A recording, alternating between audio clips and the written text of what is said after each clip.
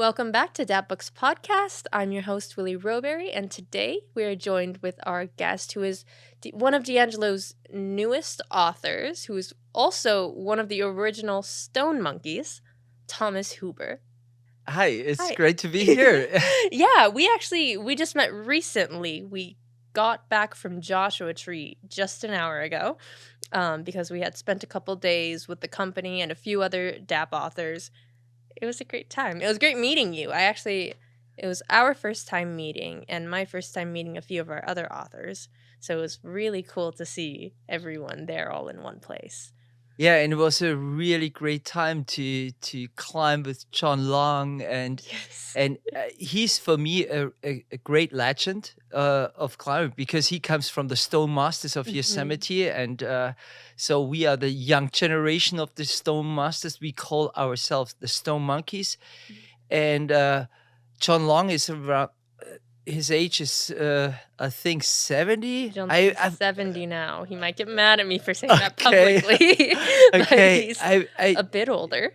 I was very polite not asking him because I see John Long cruising around through the blocks, and really he's like a child. Like Yeah. he wants to make first ascents, and he told me, "Oh, that's such a great playground where we can live this freedom a little bit outside the park of Joshua Tree." And then they top rope a line, and then at the end I said, "Hey, John, I give you a belay," and then said, "No, Thomas, my ankle is a little swollen. It's for you. It's for you." And then they gave me this as a present. So I made my, I jumped off the plane, went to Joshua Tree, and climb a little bit with John Long, and they invite me to make a first ascent, and then they said, "What kind of name you want to have for this? It's actually a wonderful route, 511A, something like that. And what kind of name do you choose?" And then I said, "Yeah, it's Freiheit, because you choose a German title of my book.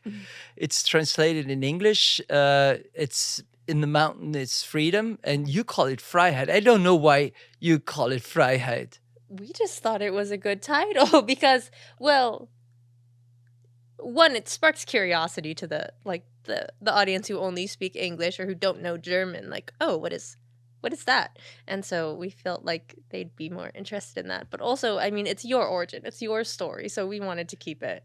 I really like the cover. I really like it, and I had also, it was such a great moment when I picked up from Sequoia from the airport, and then the first thing she said, "Hey Thomas, here is the book." And when I had this book in my hand, I said, "Wow, now I have it in English."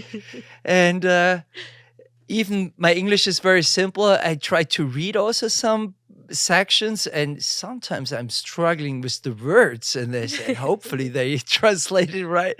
But everybody who John Long already read the stories, and because he wrote the forward, right? he wrote the forward also, and he was really psyched about all the stories. It's and also Matt Salmon, he did the lecturing.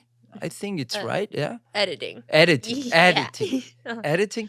And he said, yeah, it's a really true, honest story about a crazy life of a stone monkey, and he really loved it.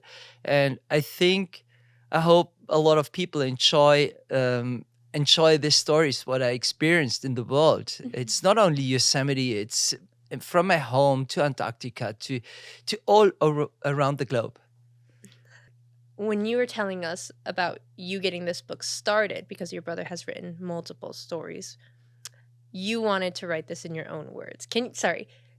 I'm trying to tell the story that you've told me a few times, but can you tell us all how this book actually started, why you started writing it, how it kind of came to be? Yeah, this story is like, of course, maybe us as brothers, because, for example, from the mid-90s to mid-2000, from one decade, we ruled the climbing in Yosemite. Alex and I, we did multiple rock climbs on El Cap, free lines. And actually, that was our playground. We spent uh, twice a year for 2 months in Yosemite. So it was our second home. And Alex was writing way more that I did because from my personality is more wild and Alex is more structured. So he's writing lists, what he want to achieve. And I'm just like a more wild rock and roller. And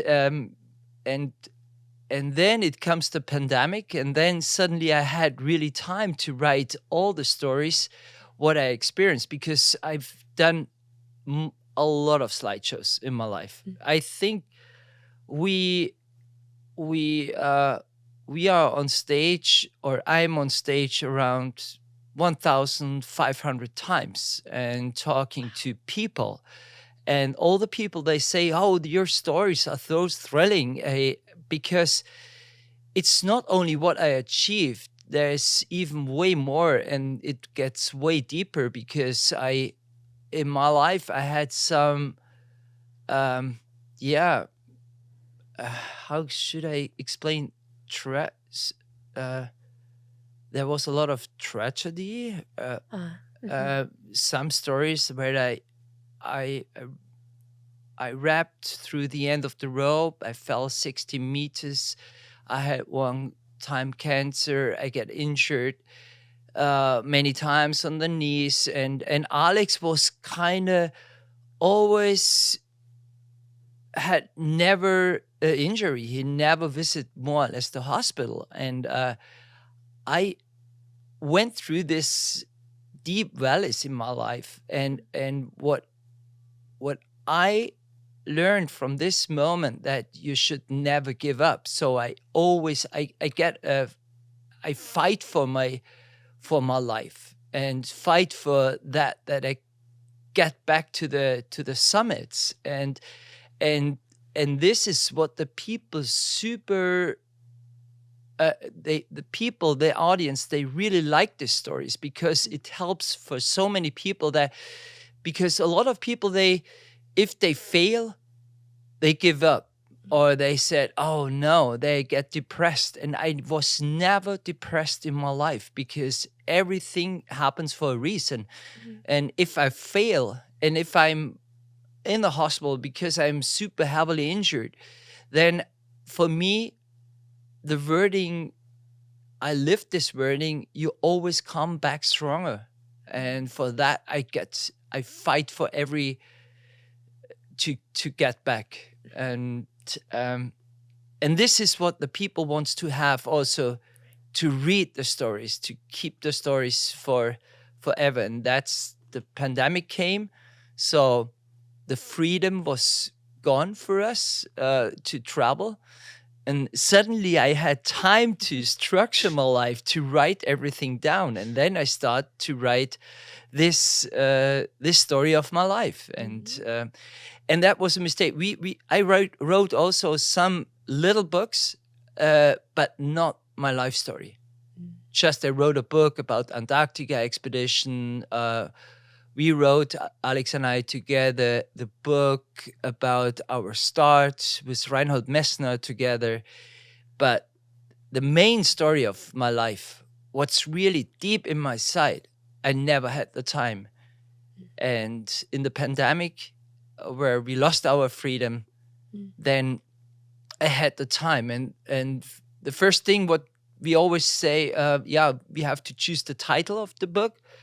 And I thought, what kind of title? The title is very important. And suddenly I went up in the mountains during this time, and I realized down in the valley, everything is so crazy. Everything is so restricted. The people are against each other in that time. And then I said, up in this mountain, I can breathe. It's so, I feel this freedom. And suddenly I have the title of the book. It's In the Mountain, There's Freedom. It is. I like how you came up with that title and you wrote this book about the freedom you feel in the mountains during a time when that freedom was taken away. It's sort of like you're yearning for it when you don't have it. You're very aware of it now that it's actually gone from you. Whereas I feel like some people have a harder time appreciating the freedom or recognizing it as that, even when they're in the moment. But as soon as it's gone, they can reflect on it and be like, no, that's the time I was really free, truly free. Yeah, I think that's such an important moment, and for me, it will be very hard. I see some friends who are stone monkeys all year long, so they are travel from here to there to there to there, and to be honest with you, that will be not my lifestyle.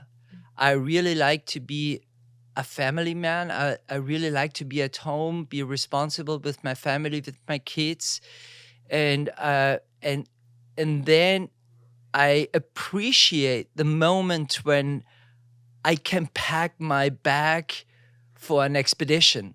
So because if you always have the freedom, you don't appreciate anymore. Mhm. So I think it's very important that you start something, then you live it, and then you end, and then suddenly the freedom comes also when you're back home in your family environment. Because you get to choose when you go out rather Yeah. than. I feel like that's sort of a stigma with a lot of climbers, is that they are always after the next biggest thing, and they're always trying to like fulfill this need inside of them, which is why they're always, climbing to the heavens. But you were saying something last night that I thought was really beautiful, but I'm trying to remember what it was. It was during your slideshow.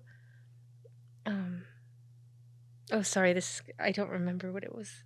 I think I remember. I think I know what you want to hear. The story was also during writing, because I wrote all my stories. For example, it was very easy to write the stories which are already 30 or 40 years, because I'm 57. I experienced 40 years of climbing now. Right. Over 40 years. Over 40 years. Over 40 You years of started young. climbing. And it was super easy, because when you start writing, so writing is not only you sit on a computer and then you write the stories, you try to remember something. No, during writing, it starts the movie. And then you start to be in this time again. You smell, you feel the wind, and then suddenly it comes also the special sentence what you said. It comes in my mind. It's already in the movie, and I just enter the room, and then I just have to write down everything what I'm seeing when I climb with my brother and what he's telling me, and I just write everything down, and then at the end I have to sort out, and the lectures of the production company in Germany, they say, "Oh, you're crazy," and then no, I'm not crazy. It's like it is, and so it comes out a very true, honest story. And during the writing, it was more or less the last part when I'm entering all this expedition, and I'm also put a lot of pathetic words in that these mountains, these walls, what we want to achieve, are the mirrors of our soul, because we want to climb these peaks, because it's me later on. If I climb this line, it's the best thing of my life. It's me. It's Thomas. And then suddenly, when I realized that we are actually not really free, as you said before, because we dream for a goal, we put everything into there, we travel to there, and then we fail. Then we are sad, then we are going home,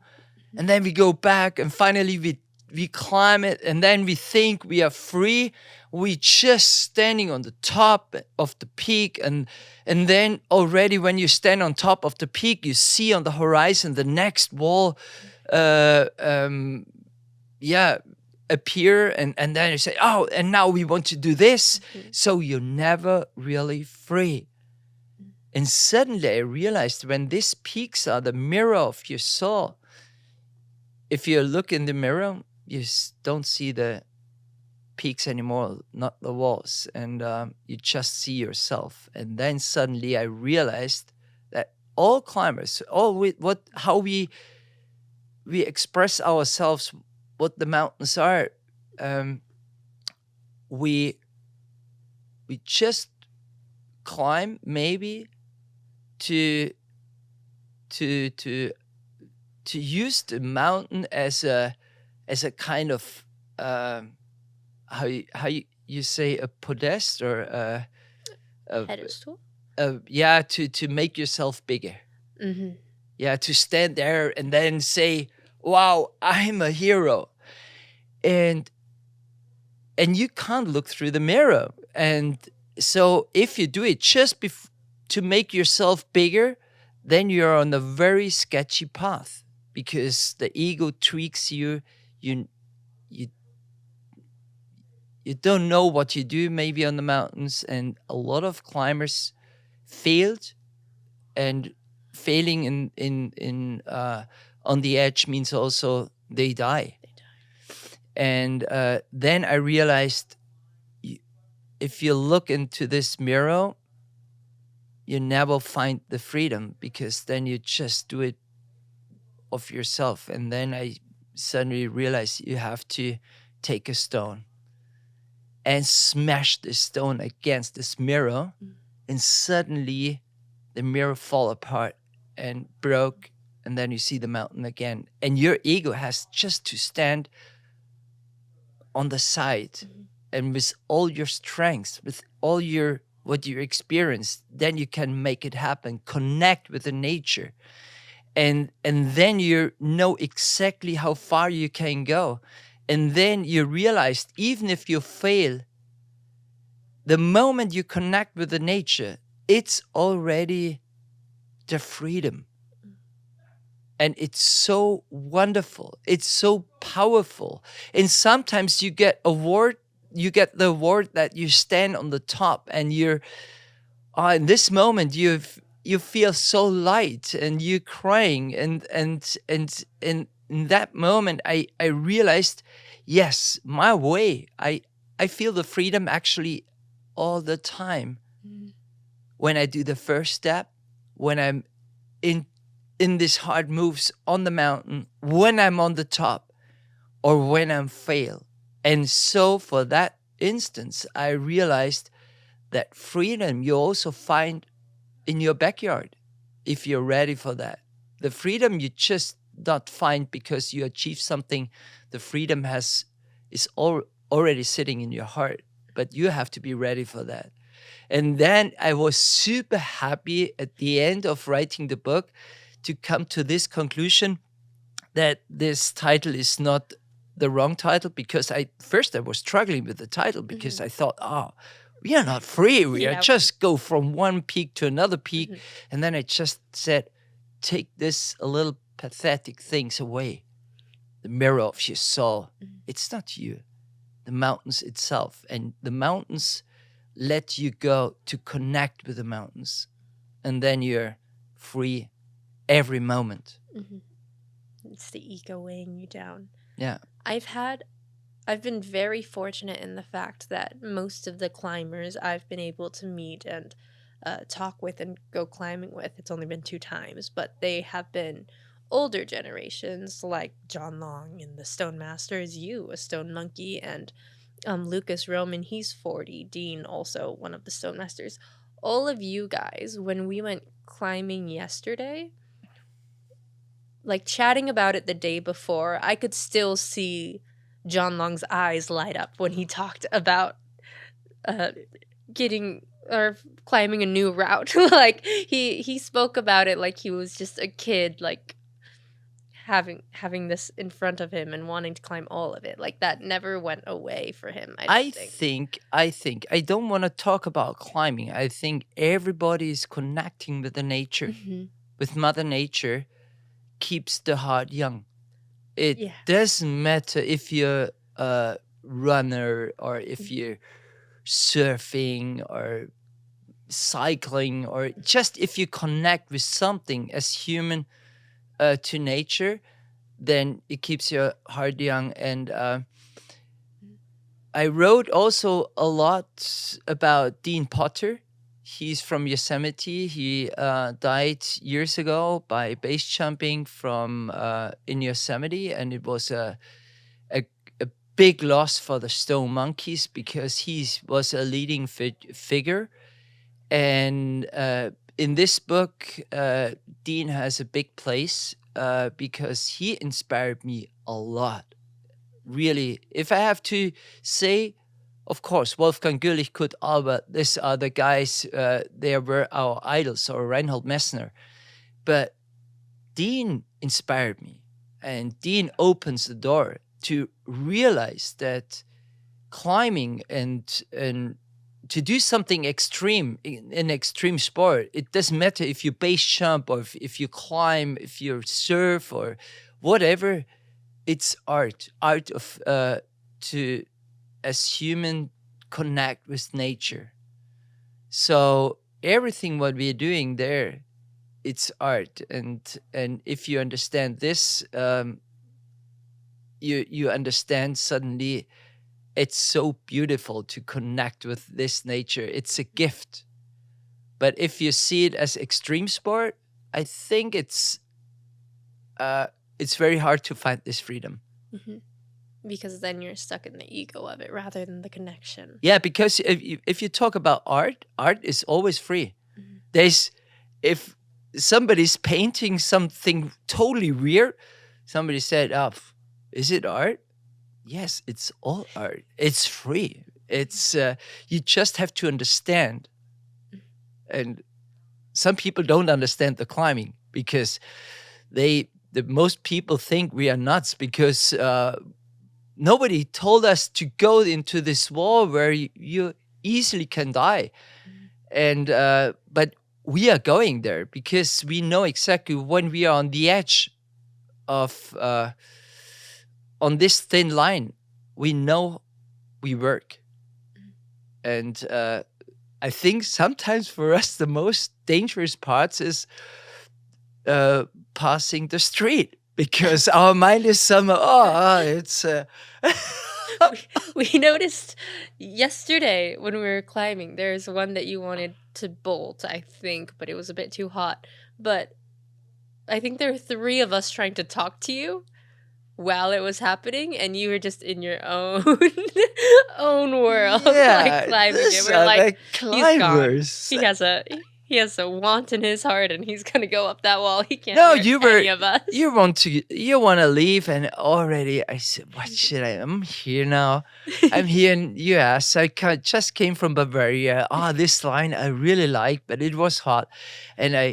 And suddenly you realized, oh, Thomas is in a different world now. And I was already in this kind of different world because it's, even if on small rocks, we are always exploring. Mhm. And if you saw yesterday, John Long, he's 70 years old.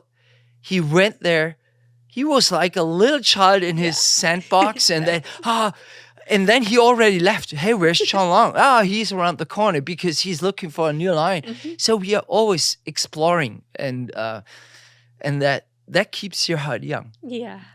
Yeah, I think it's like the commonality between everyone, every climber I've met.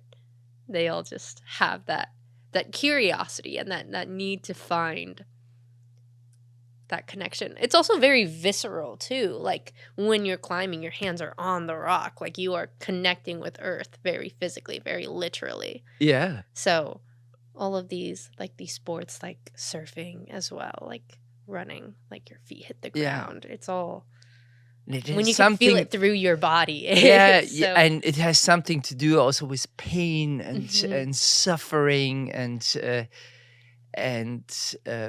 I think if this won't be there, this kind of you have to really fight for something, we won't be happy. Yeah. Somehow you need to be challenged. Yeah. If you're just given everything without trying for it, then I feel like you appreciate it a lot less than And if you had that challenge. yeah, and somehow it's very funny because the last words in my slideshow is, and the danger is over when in front of you there is a bottle of beer, and it's only a symbol, and sometimes we really do it to suffer for an expedition, and when it's over, you just relax. Yeah. And of course, we are Bavarians. Maybe you drink water, but we open a bottle of beer and drink this beer, and that feels so good. It's amazing. Yeah. That was for us also when we were that time in Yosemite Valley. It was always sitting with the other monkeys on El Cap Meadows, drink a beer, eat taco chips, and smoke a rolled cigarette. And it was just an amazing moment. And to look back what we just experienced with fiery eyes. And sometimes if another person come to us, you don't have to talk. They just have to look in our eyes, and we tell the story with no words what we experienced. Mm. Because all of you are in the same realm. I don't remember who I was talking to before, but it was like once you share a rope with somebody, you're like connected with You're them. connected not only with the rope. It's like it's we are full of electricity, and it's a connection body wise. Mhm. You are more than a team. It's a really special thing. This is Ah, why talking to like climbers is so cool because they all feel this. They're all in the same world and they're all connected to each other. I think why it's so interesting. I think it's not only the climbers, everybody who is on the thin line, a little bit more closer to the other world. It makes something with you. This mountains make something with you. It's not just that I live my life, get up from the bed, drink a coffee, go to the job, and then get back home, go sleep. So when you go there, you cut off the normal life, and then you're in a total different environment. And and then of course we are not repeating routes. We always want to, like John Long. We are Yeah. back on John Long.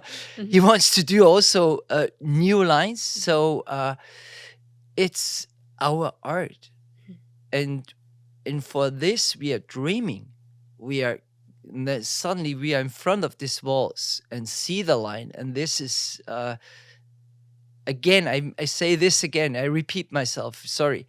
We get connected so bad, and this is so powerful, and this is why we do that, and it makes something with you. These mountains be on this thin line, so that's the reason why we find these words what I'm saying right now Mhm. with my simple English, actually. Your English. Because, weil ich komme nämlich aus Bayern, ja, servus und grüß euch.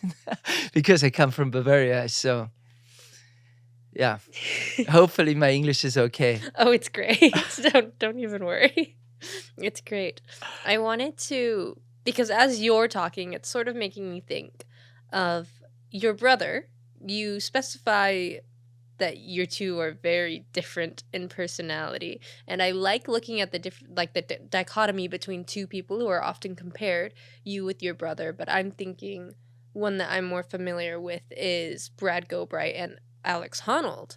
They're known for being like opposites in the sense that Honnold is very disciplined in what he does and he's Yeah. very focused, and Brad Gobright was known as being like the happy-go-lucky type, but he was sort of not who you'd think of to be like a really disciplined climber. But both of them were amazing, and even though, you know, both of them were very disciplined in what they did because, you know, they were able to climb so well and climb so diligently, their personalities were so different, and people dissected that a lot. Do you think that this philosophy that you have, like the connectedness is the most important, the freedom in the mountains, do you think Alex probably shares that thought process with you? Or do you think that comes more from your personality? I think that comes more from my personality, Uh-huh. and maybe Alex is a program. Hmm. The name Alex. Alex is more like Alex Honnold, maybe. Also very disciplined. Right. No, so Alex is also very disciplined, very focused, and of course, even more Brad and Alex. You said this, I didn't know. Also get compared, and for example, when you're brothers, you always are compared Yeah. by the public. Mhm. Who is the smarter guy? Who is the better one? Who is the better climber? Who is the better? And that they made also some problems also between us as brothers, and it was also kind of competition between us, between Alex and me, but in a good way. And actually, maybe we should be lucky because we pushed each other to the level where we are right now, Mhm. and we respect each other, but we were also a little competitive. But you can't compare my brother with me because my brother is different and I'm different, and I brought all the fire, all the energy, this rock and roll thing into our partnership, and Alex more the structure, the discipline, and yeah, and to combine both, it makes it even had more value and even better. Yeah. Yeah, so rather than looking at you as which is the better, it's together they're better. It's together we are better. And for sure, if you compare Alex's slideshow, they also want to compare us with the slideshows at home. Yeah. Who is the better speaker? And I just have to say, Alex is the way better speaker in case of be very clear, historical clear. His brain is like a mathematic, amazing brain, what he had. I'm not so intelligent, but I'm more emotional. And my shows are more connected to the audience, more funny, more, yeah. I'm thinking of you authentic, and I Yeah. don't give a shit if something goes wrong, and but people really enjoy. So who is a better speaker? Everybody's a good speaker, and everybody has their own character. So nobody has to compare who is better or worse. No, we are both different, but okay, we do our best. And I also don't like to compare Brad and Alex, Brad Gobret and Alex Honnold, because they are great personalities. The one is doing this and the other is doing this, and they achieved, and we should be happy that we had Brad to show the world. It's also a big loss for the whole climbing world. He's gone. And it's so great to have Alex Honnold. And we are also proud we put the footsteps for Alex, because we we did the first descent of Free Rider, what he free soloed.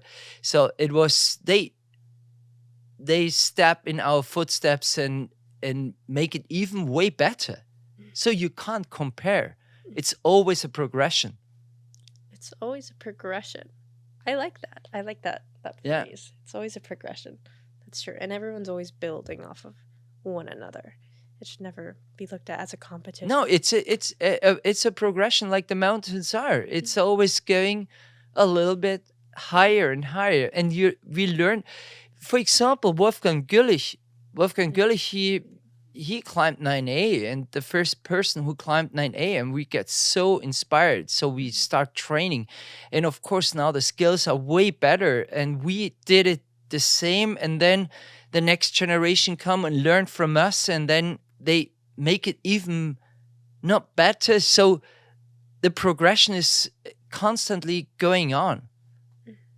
So you mentioning Wolfgang made me think of something. Lucas Roman, one of our authors, he wrote Aperture Like and The Greater Fool.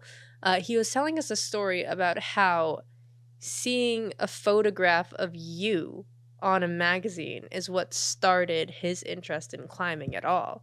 So last night, or 2 nights ago, whenever that was, he was meeting the person who started this journey for him, and it must have been such a great moment for him, like a full circle moment of meeting like the person who started it all, like the idol, the legend, Thomas Hoover.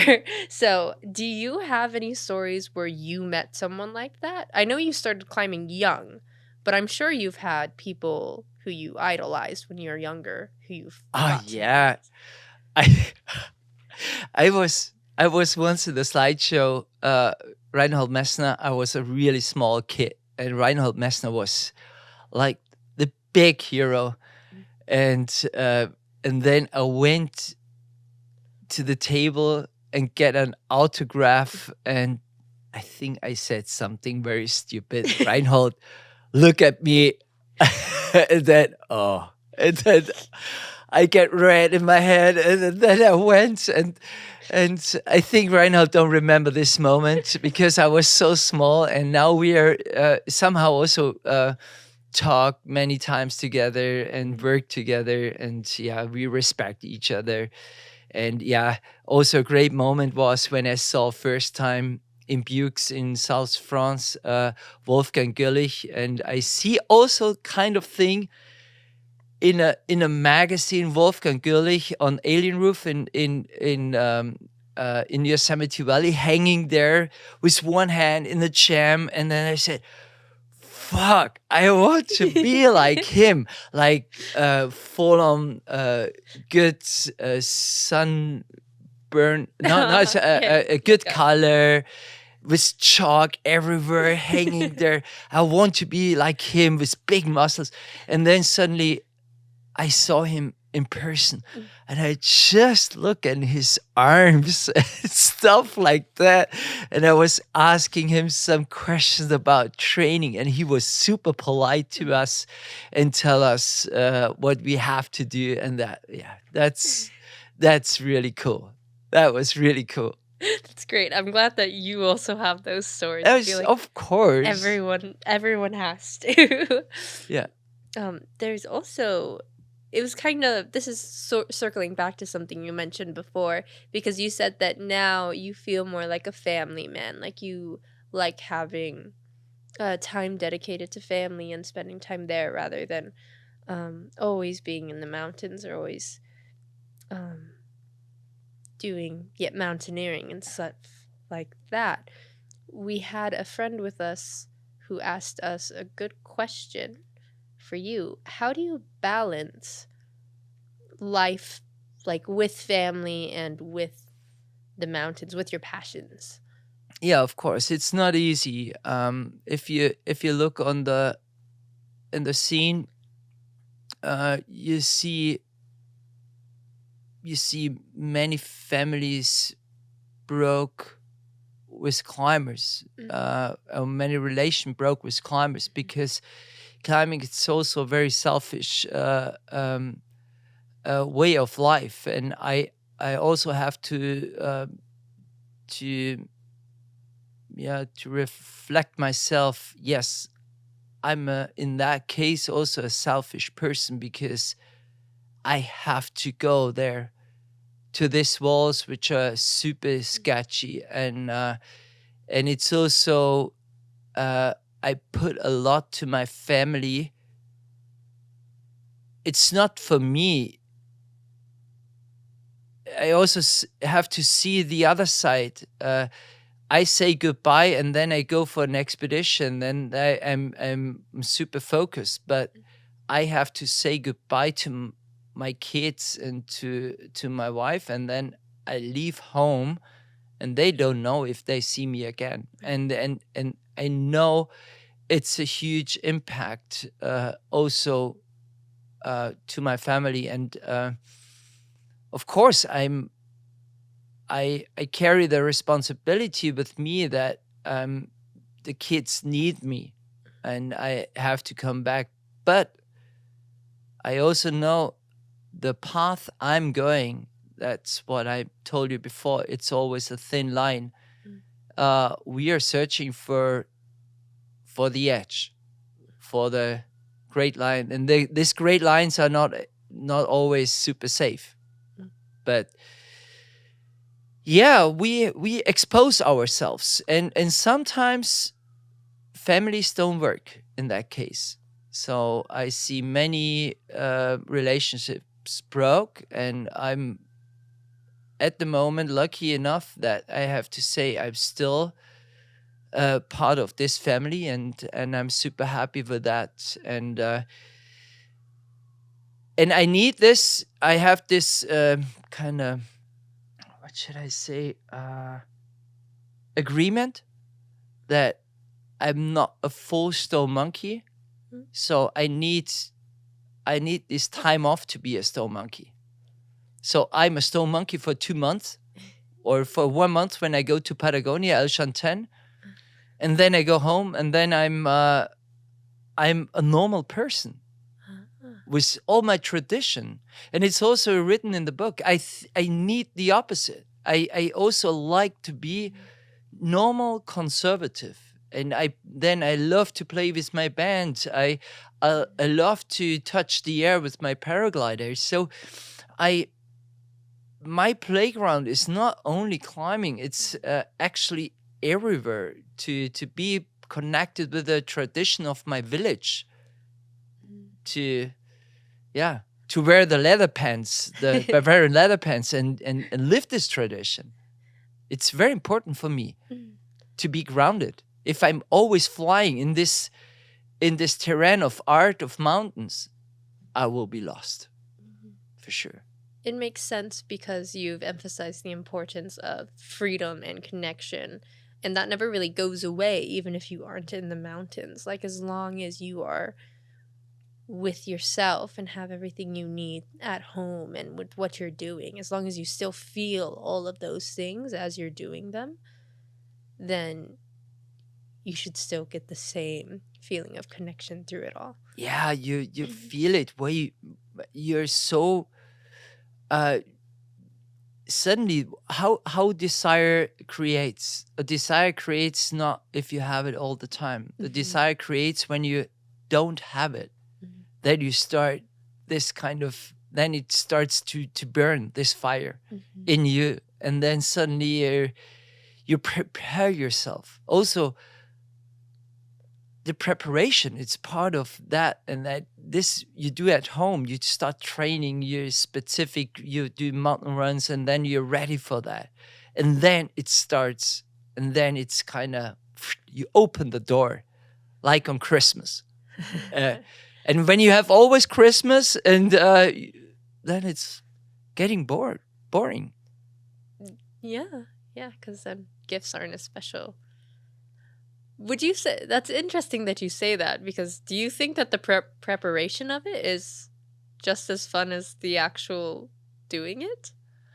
I think the planning, it's a lot of fun, the planning, to choose the right partner, to talk about, to dream about, then to pack at home, to organize, and then then the worst part of the expedition is always to say goodbye to your family. That's the worst part. I really have to say, I don't like it. And then you close the door, and then the next thing starts to travel. I really like to travel because travel means I start something very special. And it's also a very important thing. Where we are going, there is no guarantee for success. Right. Never. Because if you have this guarantee, I always say you don't have to start, because you already know you will make it. So for me, it won't be anymore the fire to go somewhere. If I know exactly I can do it easily, then I've already done it. That's a good philosophy to have. I think we were talking about when Kim was here last. We were talking about how everyone at D'Angelo Publications shares this common trait of like having something to prove. So we'll always try to overcome the obstacles that are there, and if there aren't any obstacles, then we kind of get not bored but dissatisfied. Yeah. Which is a good trait to have. We're saying we're gonna stick with it. It's good to have, because then you're kind of always motivated. And always to do something new. And also if you read in this book, or if I have to describe my destinations in the world, I saw America. I travel a lot, but I travel always to the same places. And I've seen in US a little bit Colorado, just because I'm visiting some friends, Chaflo, and also I was part of one memorial of Carl Dempster and Scott Adamson. And then I was only in California. I was just in Yosemite and one time in Joshua Tree. Now 2 times in Joshua Tree. I always traveled to the same place. The same thing is with Patagonia. The same thing is more or less in Pakistan, in India. I travel always more or less to the same places, because it's also, these places are connected with people. And it's not only achieving the walls, achieving the lines. It also belongs to people. And I have so many good friends down there in Patagonia. It was, I was part of this stone. We create actually the stone monkey scene in Yosemite Valley, because we were somehow always illegal in the park, because it was not able to, on that time, to be longer than I think 20 days in the park. And when we want to do a free line on El Cap, it took us 2 months. So we create this monkey call, like when the ranger comes. So in that case, we called ourselves, okay, because we are illegal, we are the stone monkeys, we are rebels, we are dirtbags and stuff like that. And so the humans are connected to the mountains, the culture, and everything. So in that case, I know now the whole world. And for me, the most important thing, what I learned also from climbing, that we are all the same. We are all humans. And sometimes it disturbed my sense of seeing things, that there is so less tolerance to other people, because we are all come from God. We are humans. It doesn't matter which color you are, which sexuality you belong to. So we are humans. We are all the same. And this is what I'm 100% live for and fight for. Human connection. We are out of time. I love ending on that, though, because when John Long was here last, he also talked about how we're all just humans, and it doesn't matter like if one person is able to climb these mountains and reach the heavens. Like, they're the same as the people who've never left the ground. Like, we're all just human, and we are all connected, and we all come from the same place. And everybody has their own path. And I'm a climber, so I go in the mountains. And the others has something different. And it's not about, in my view, to charge my way is a better way. No. It's only a different way. Only a different way. Never compare. It's all good. They're all good in their own way. You don't need to compare things. And thanks a lot to publish this book. I'm super happy that D'Angelo Publication has said, yeah, it's interesting to publish a book from a Bavarian stone monkey. Oh, I'm so glad we're able to do this though, because I mean, I'm only one chapter in, so I'll get more into it, but it's been so great meeting you and talking with you, and I feel like now that we've connected this way, I will be able to like feel that more when I actually finish your book, and when I'm reading through it, I'll be able to like feel you in the pages. It'll be cool. It'll be great. Thank you so much for coming here and doing this with us. We have a few more days together, I think. Yes, a few more days. 2. Yeah. But thank you for being a guest here. Okay, it was a great pleasure to be here. Thank you. In Los Angeles. I feel like there's still so much I want to ask you, so I hope that someday you'll be able to come again. But in the meantime, everyone listening or watching, be sure to pre-order Thomas's new book, Freiheit. It means freedom. Freedom. In China, but you're Freiheit. It's Freiheit. You speak very well German. I just try to mimic what I hear. Be sure to pick up his book, Freiheit, on our website, dapbooks.shop, and any other climbing book you might want with it, any other publication we have. The book comes out sometime in June, but you can pre-order it now or anytime afterwards. Thank you again to Thomas for being here, and for everyone either listening or watching. This has been DAP Books Podcast. Be sure to follow along on our socials. We're DAP Books Pod on Instagram and D'Angelo Publications everywhere else. We publish every other week. So join us for the next episode when that's out. That's all. That's all I got. That's cool.